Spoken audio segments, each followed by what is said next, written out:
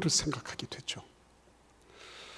도대체 하나님이 나를 부르셔서 어디에 쓰시려고 하나? 그런 질문 해보신 적이 없으십니까? 어디에 쓰시려고 하나? 도대체 목적이 뭡니까? 왜 부르셨습니까? 그죠? 뭐 그냥 이렇게 조금 선한 일 좀 하고 좀 봉사 좀 하고 그런 여러 가지 것들 가운데서 조금 종교적 위안을 얻고 뭐 그러려고 하나님이 부르셨을까? 교회 안에서는 좀 그럴듯하지만 바깥에 나가면 다시 내 본성이 드러나고 어쩔 수 없어서 이 세상을 살아가야 되니까 거기에 장단 맞추고 타협하고 이렇게 살라고 우리를 부르셨을까? 그럴 일은 없는 거죠. 왜 부르셨을까? 그렇죠? 왜 우리는 예배자가 되어야 되고 왜 예수 따르겠다고 작정하고 그리고 다니느냐는 거죠. 예수 따라가면서 그냥 내 삶에 위안을 얻고 조금 내가 원하는 거 이런 거 좀 이렇게 좀 잘해 주시고 나를 좀 뒷받침해 주셔서 그렇게 좀 해주시고 좀 잘되게 해주시고 자녀들도 잘되게 해주시고 건강하게 해주시고 암 같은 거 안 걸리게 해주시고 그 정도면은 교회 다니는 보람이 있을까요? 그 정도면은 우리가 신앙생활하는 게 의미가 있을까요? 그러면 신앙생활 잘하는 분들은 왜 암에 걸리고 왜 신앙생활 잘한다 그러면서 왜 저런 문제에 봉착하고 왜 그럴까? 이런 의문도 던지지 않습니까? 그렇죠? 그래서 여러분 우리는 이 문제를 심각하게 봐야 되는 거죠. 이 아침에 오셔서 여러분 예배 드리시면서 저 어디에서 오셔서요 이렇게 예배 드리시잖아요. 그러면 여러분 오늘 이 시간에 하나님 앞에 예배 드리면서 하나님이 나에게 주시는 진리의 말씀에 대해서 눈 크게 뜨고 활짝 가슴을 열고 주께서 나에게 하시는 그 말씀에 대해서 집중해서 그 말씀을 내 것으로 삼는, 그렇죠? 여러분들 다 그런 각오와 결심으로 이 자리에 오신 줄 저는 믿어요. 그래서 여러분 오늘 이 말씀 속에 베드로의 모습을 한번 보시기를 바랍니다. 베드로가 처음부터 렌즈에 잡힌 건 아니죠. 어떻게 잡혔죠? 처음에는 저 게네사렛 호숫가에 확 펼쳐져 있는 개활지, 거기 무리들이 이렇게 모여들기 시작하는 거죠. 그리고 드디어 거기에 예수님이 나타나셔서 말씀하시고 가르치시기 시작을 합니다. 근데 사람들이 점점 많아지니까 이제는 그 사람들이 있는 틈바구니에 계실 수가 없어요. 그래서 배를 타시기로 작정했어요. 배가 강단인 것입니다. 배 두 척이 있었어요.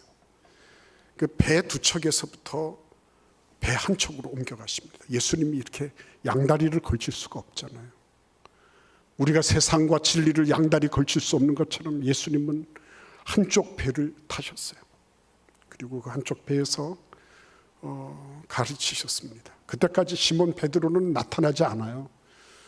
그러다가 드디어 예수님이 말씀을 다 마치시고 시몬 베드로라고 하는 사람이 등장을 하는 겁니다. 말씀 묵상하면 그런 게 재밌잖아요. 한번 여러분 생각해 보십시오. 호숫가를 쫙 이렇게 한번 그려 보십시오. 그리고 막 무리들이 가득 메어 있는데 그 무리로부터 이렇게 점점 좁아지고 그래서 배 두 척에서 한 척으로, 그리고 이쪽 옆에서는 사람들이 막 어부들이 막 그물을 이제 막 씻으면서 이제 퇴근 준비를 하고 있는 이런 모습을 보십시오. 그러다가 드디어는 이 한 사람에게로 좁혀지는 거죠. 이거를 줌업이라 그랬죠. 큰 데서부터 점점 좁혀져서 그래서 한 사람에게로 딱 초점을 맞추고 있는 것입니다. 오늘도 우리는 이렇게 그냥 예사롭게 오신 것처럼 보여요. 그러나 하나님은 그렇지 않으세요. 하나님은 우리를 넓은 관점에서부터 이 지구촌에 있는 80억 인구로부터 점점 좁히셔서 우리 한 사람 한 사람을 줌업하고 계신 거예요. 딱 보고 계신 거예요. 근데 이 줌업 하신 예수님이 어떻게 하시죠? 베드로에게 말을 건네고 계신 장면을 우리는 4절에서 보게 됩니다. 뭐라고 말씀하시죠? 시몬 베드로에게 이르시되 깊은 데로 가서 그물을 내려 고기를 잡아라, 이렇게 하십니다. 뜬금없는 말씀 같아요. 그렇죠? 우리도 이렇게 보면 나하고 전혀 상관없는 말씀을 들을 때가 있어요.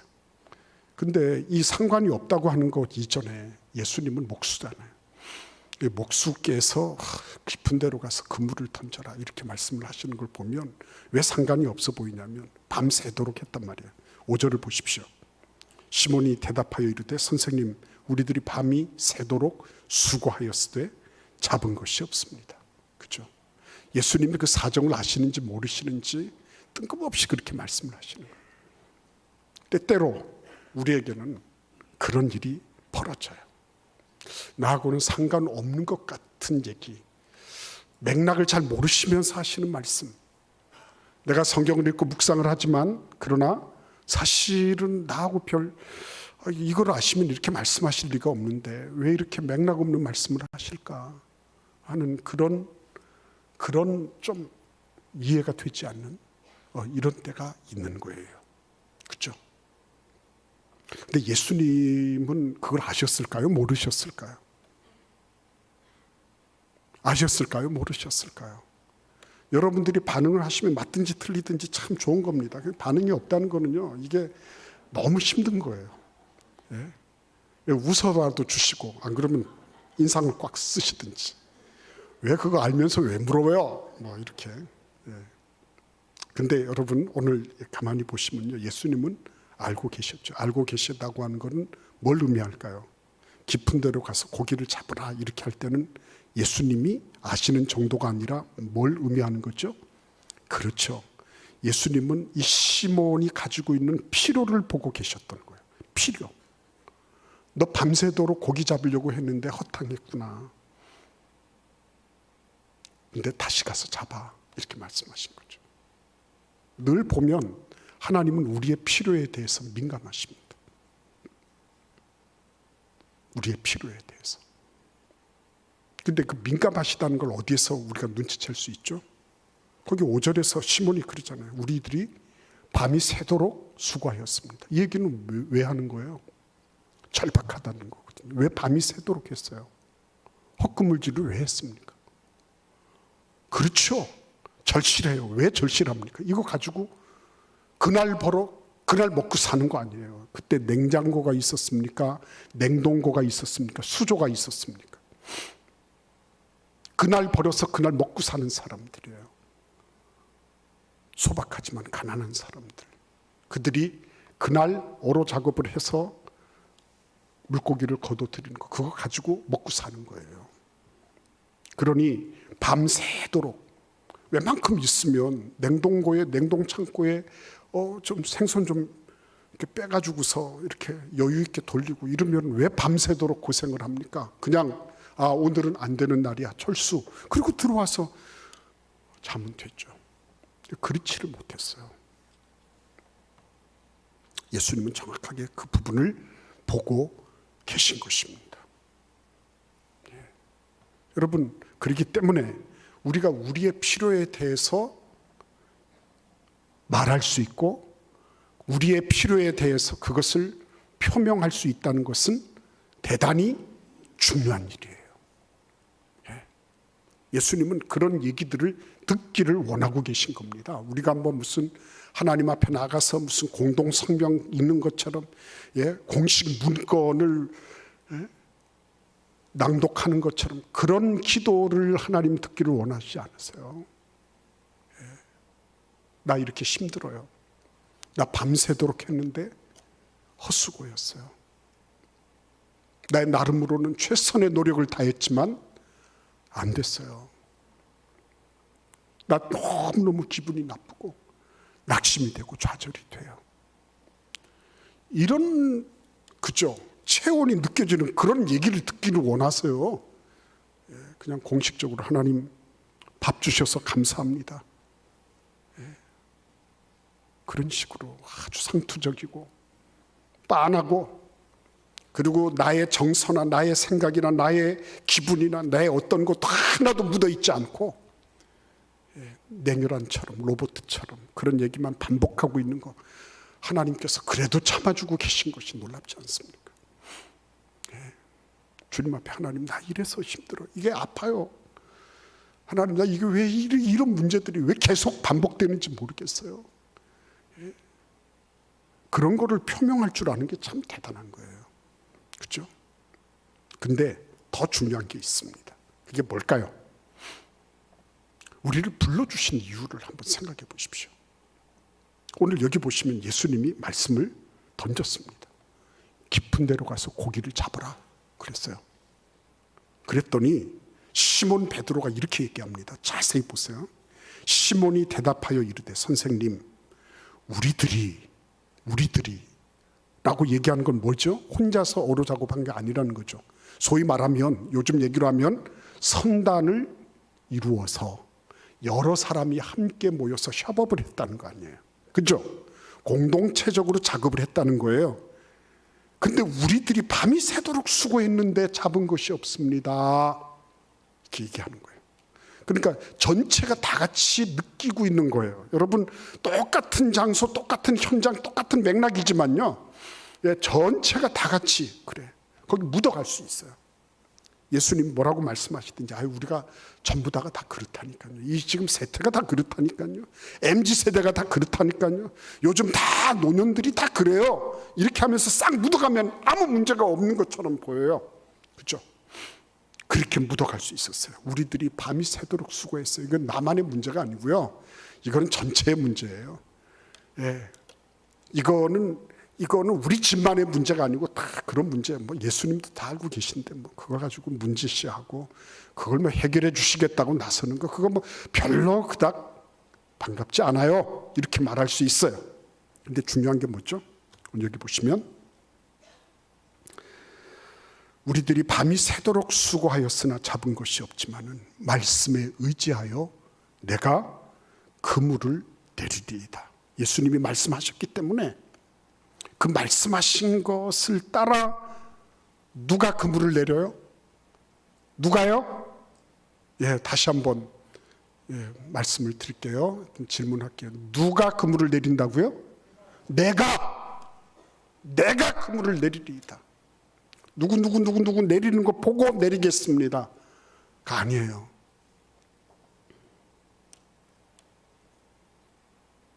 다 그런데 꼭 내가 해야 될 필요가 있겠습니까? 저기 저렇게 수많은 무리들이 있는데 왜 저 사람들한테는 얘기하지 않고 나에게 그렇게 하십니까? 그게 아니라 내가 내리겠습니다. 내가. 그렇죠? 우리들 쪽으로 피하지 않았어요. 예수님이 말씀하시는데 그 말씀을 가지고 이거는 집단적인 문제, 세태가 그렇게 흘러가니까 이런 식으로 이렇게 우회해서 가지 않았습니다. 베드로가 지난밤 실패를 맛봤어요. 낙심하고 좌절하고 아마 걱정, 염려도 있었을지 몰라요. 그럼에도 불구하고 그는 예수님이 말씀하신 것을 내 것으로 받아들였어요. 내 것으로. 1년 52주잖아요. 말씀이 주일마다 떨어진다고 생각합시다. 우리가. 저도 마찬가지, 여러분도 마찬가지고. 그러면 1년에 52회 52번 하나님의 말씀을 그 가운데 한 가지라도 내가 응답하기로 작정을 했다. 그러면 52번을 순종할 수 있어요. 10년이면 520회를 걸을 수 있어요. 20년이면 1040회를 걸을 수 있어요. 그렇죠? 30년, 40년 되면요, 매주마다 수많은 그런 진리 가운데서 나에게 주시는 한 말씀을 딱 부여잡고 내가 그것을 살아내기로 작정하고 덤벼들면, 그러면 적어도 1년이면 52번에 걸쳐서 진리를 경험할 수 있는 기회를 누리게 되는 거죠.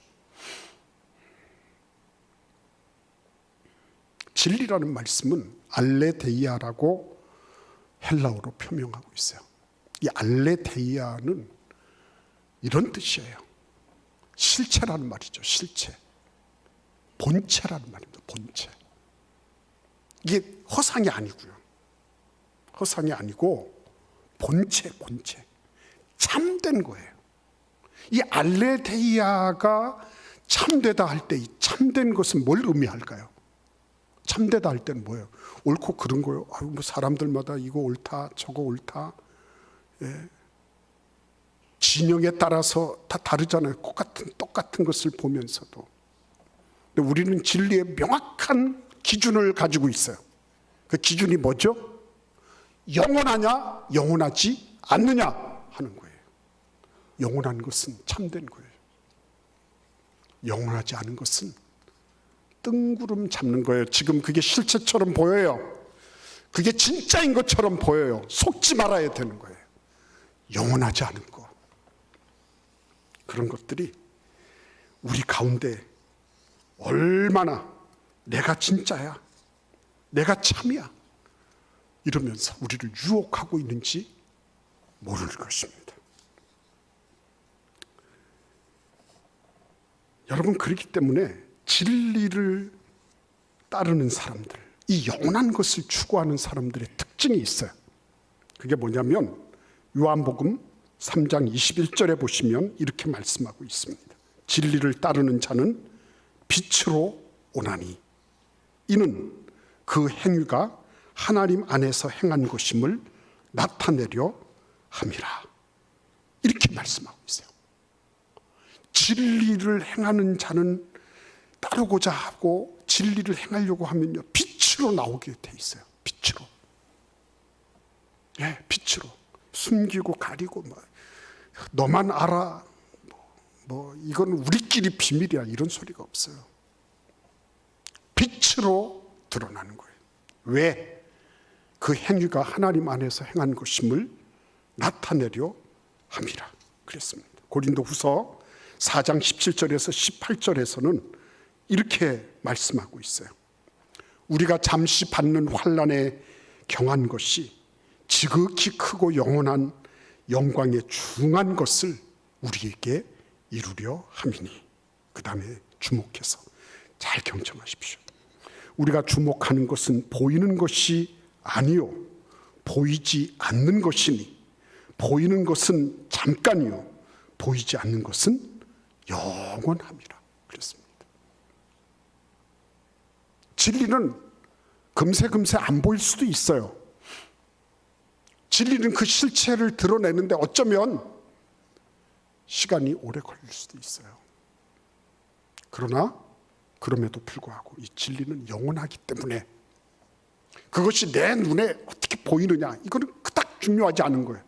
영원한 것이기 때문에 그게 드러나느냐 안 드러나는 것보다 훨씬 더 중요한 것은 이 영원성에 대해서, 영원한 진리에 대해서 내가 그것을 받아들이고 그것을 내 것으로 수용하느냐, 그게 훨씬 더 중요한 거예요.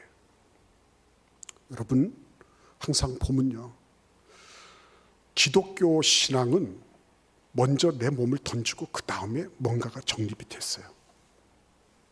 항상 그랬습니다. 요단강 가에 제사장들과 여호수아 그 모든 백성들이 다 줄을 섰습니다.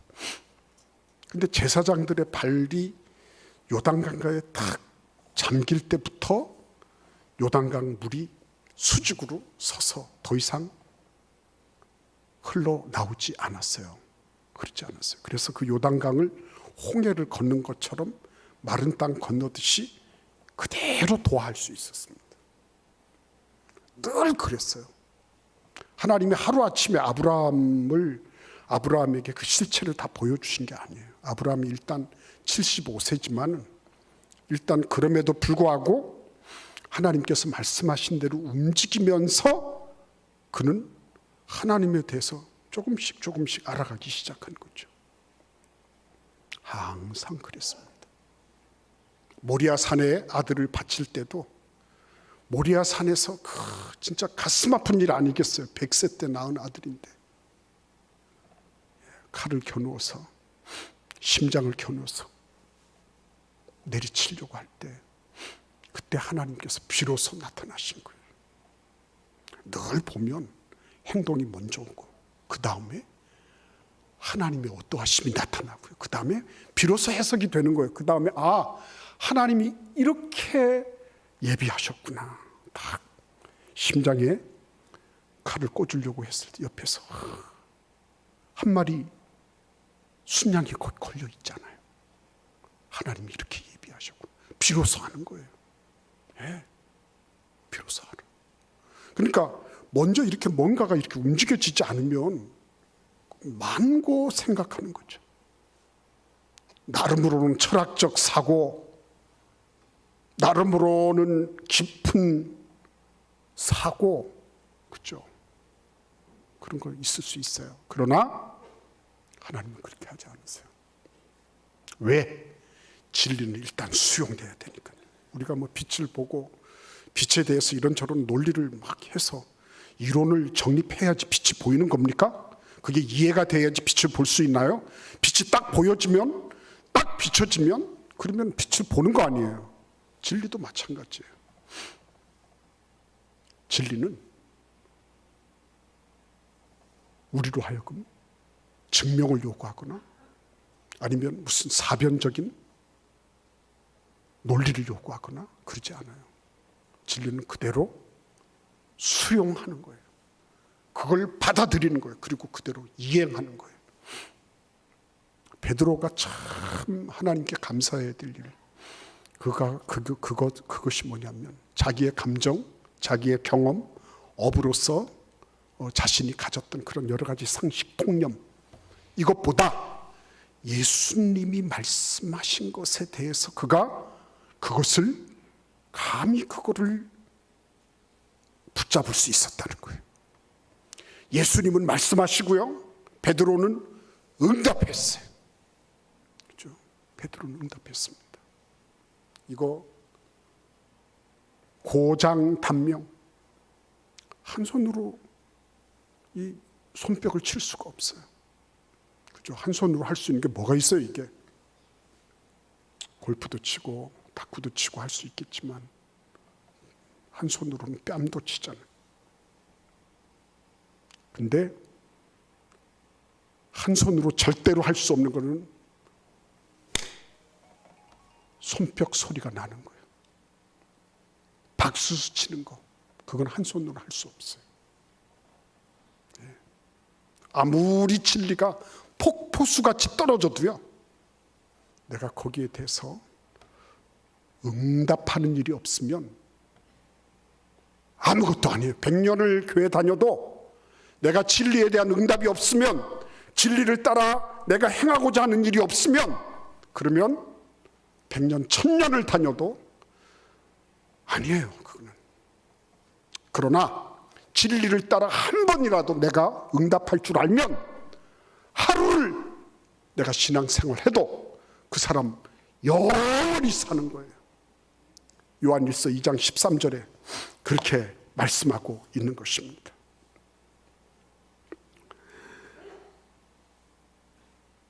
(1장 13절에) 요한복음.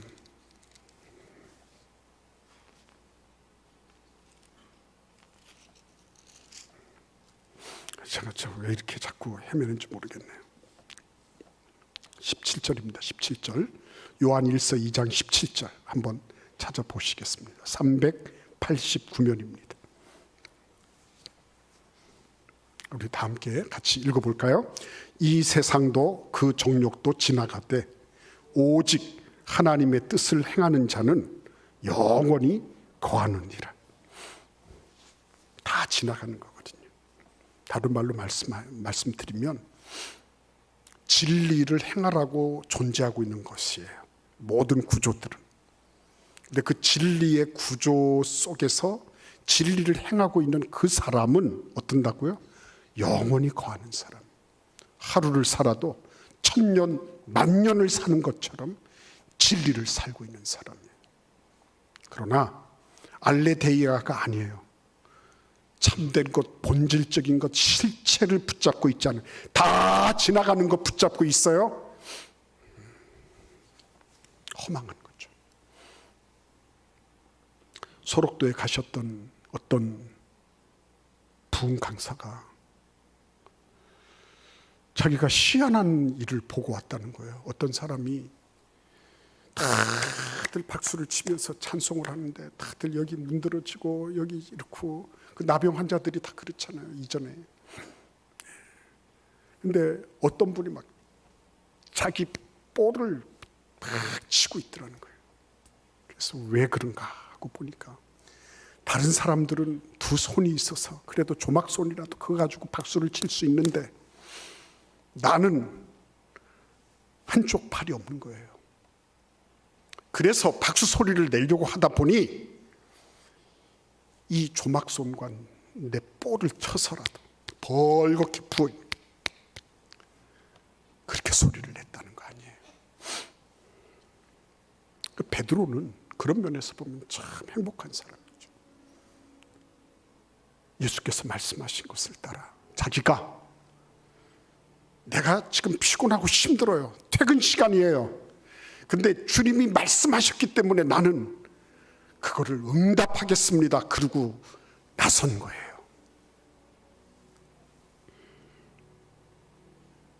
큰 축복이죠. 이 사람은 진리를 획득하는 그 일에 본격적으로 뛰어든 거예요. 예수님 말씀하셨으니까 내가 해보겠습니다. 그리고 나선 것입니다. 결과는 뭐죠? 배 두 척이 깔아앉을 만큼 어마어마한 어획고를 올렸습니다. 어쩌면 그때 당시 기네스북에 올려야 될지 몰라요. 그렇죠? 자기만 잘된 게 아니라 주변에 있는 이웃 사람들도 다 잘 됐어요. 진리를 행하면 이런 일들이 일어난다. 너희들 다 복 받는 거야. 다 이거 잘 되는 거야. 아멘 할렐루야 이러면 얼마나 좋아요. 그것으로 끝나지 않아요. 왜냐하면 진리는 영원한 것이니까.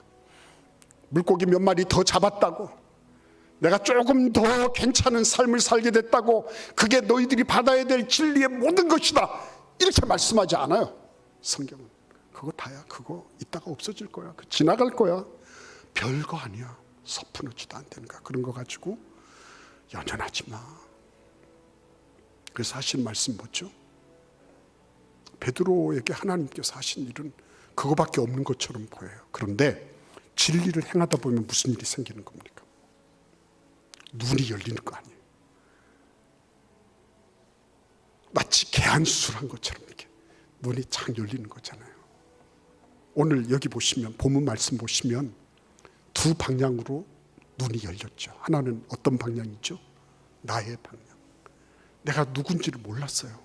내가 그렇게 형편없는 죄인인지 몰랐어요. 그게 눈이 열려요. 그 다음엔 어떤 눈이 열리죠? 나하고 같은 배에 타고 계신 예수님이 누구신지에 대한 눈이 열리는 거예요. 교회 다니면서도요, 이 두 가지가 안 열리면 그냥 그 사람 종교인이에요. 안타까워요. 그 사람이 어떤 진부를 가지고 있는지 묻지도 따지도 않아요. 내가 누군지, 하나님 누구신지 이거 모르는데 내가 뭐 직분 가지고 뭐 명함 파서 다니고 무슨 의미가 있겠습니까? 가련하고 아픈 거죠. 모태신앙이 되고 수십 년을 교회 다니고 해도 눈이 안 열리면 그러면 어떻게 하겠습니까? 근데 진리를 따라서 모름지기 주님께서 납득도 안 되고 이해도 안 되고 어저께까지 내가 계속 수십 번 수백 번 금을 던져서 헛수고했는데 거기다 또 말씀하시는 그 말씀을 따라 내가 진리를 행하다 보니 그냥 고기만 잘 잡은 게 아니라 눈이 열려버린 거죠. 이런 은혜가 우리 모두에게 있기를 바랍니다. 우리 하나님은요 그거 원하시는 거예요. 그거 원하시는 거예요. 네, 그거 원하시는 겁니다. 100년을 다녀도 내가 죄인인 줄 모르고 내가 얼마나 흉악한 죄인인지, 내가 그 억만 죄악에서 나를 구원하시려고 하나님이 그의 아들을 보내셔서 그의 아들을 대신 죽이시고 나를 살리시겠다고 하신 이 어마어마한 사랑을 내가 그거 한번 깨닫지 못하고 죽어야 된다면 그것처럼 서운하고 안타까운 일이 어디 있어요. 근데 베드로는 하나님이 말씀하신 거기에 대해서 응답하다가 보니 자기가 바라던 필요만 채워진 게 아니라 눈이 열려버렸어요. 그리고 나는 죄인이니까 내가 주님하고 함께 할 수가 없어요. 오와 월은 철천지 원수였지만 동주 같은 배를 탈 수 있었어요. 근데 죄인인 나는 예수님하고 같은 배를 탈 수 있을 정도로 그런 존재가 아니라는 것을 처절하게 느끼는 거죠. 처절하게. 여러분, 그래서 예수 믿는 게요, 참 놀라운 일입니다. 저는 여러분들이 그 많고 많은 사람들 가운데 좁혀서 이 자리에 오시기까지, 그리스도 예수의 이름으로 구원받기까지, 그죠? 하나님께서 해놓으신 그 일들, 그리고 우리들 앞에 펼쳐져 있는 게 뭐예요? 진리를 행할 수 있는 기회잖아요. 진리를 행할 수 있는 기회. 주님 말씀하신 거 내 머리로, 내 입으로, 내 손과 발로 내가 한번 움직여 보겠습니다. 내가 납득되지 않고 이해되지 않지만 하나님은 늘 그렇게 하셨습니다. 내가 진리대로 모름지기 한번 움직여 보겠습니다. 움직이는 거죠. 그리고 난 다음에 하나님이 다 일하시는 거예요. 진리를 이행하는 것은 내 몫이고요, 진리 이후의 결실은 하나님 몫이에요. 하나님께서 그 일을 다 하고 계신 거예요, 예수께서. 그래서 난 아닙니다 했을 때, 아니, 앞으로 내가 사람 낚을 거야, 사람을 잡을 거야, 네가 사람을 네가 다 구원할 거야. 그리고 그 다음에는 너를 통해서 많은 사람들이 다 줄줄이 나오게 될 거야. 그래서 거기 보시면 11절에 보시면 그들이 베드로를 육지에 대고 모든 것을 버려두고 예수를 따른다 그랬습니다. 베드로 한 사람이 진리를 순종했는데요, 모든 사람들이 다 따랐어요. 그 주변에 있던 사람들이. 그렇죠? 누가 중요할까요? 어떤 사람이 중요할까요? 말 잘하고 뭐 이것저것 잘하는 사람 많이 있어요. 근데 여러분, 진짜 필요로 하는 사람, 우리나라가, 민족이, 역사가 필요로 하는 사람, 그 사람 누구예요? 영원한 진리, 퇴색되지 않을 진리, 위축되지 않을 진리, 그 진리를 내가 오늘 응답해서 그 말씀 따라서, 말씀이 떨어질 때 그 말씀 붙잡고 그거를 살아가는 사람, 말씀 묵상하면서, 설교를 들으면서, 구역 모임을 하면서, 소그룹을 하면서 주님 앞에 서로 말씀 나누고 그 가운데 들려오는 주님의 말씀, 그 진리를 듣고 그 말씀 따라 내가 살겠습니다 하는 사람, 그 사람이 진짜 필요한 사람이에요. 그 사람이 보니까 다 맥이잖아요. 시몬 베드로가 한번 진리를 따르고 나니까 괜찮게 소득이 올랐잖아요. 예. 그리고 주변 사람들도 그래, 나도 예수 따를래. 그리고 예수 따르잖아요. 전도 다 중요한 일이에요. 그러나 내가 진리를 한번 행하는 거, 그 진리를 따라 계속 가는 거, 그죠? 열매는 저절로 맺히는 거예요.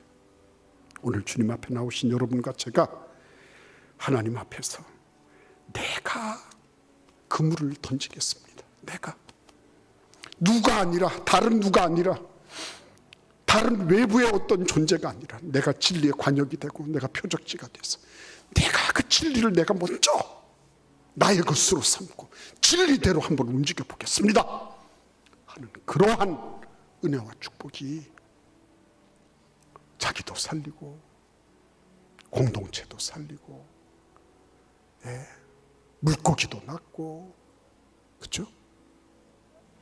그런 은혜와 축복으로 연결되었습니다.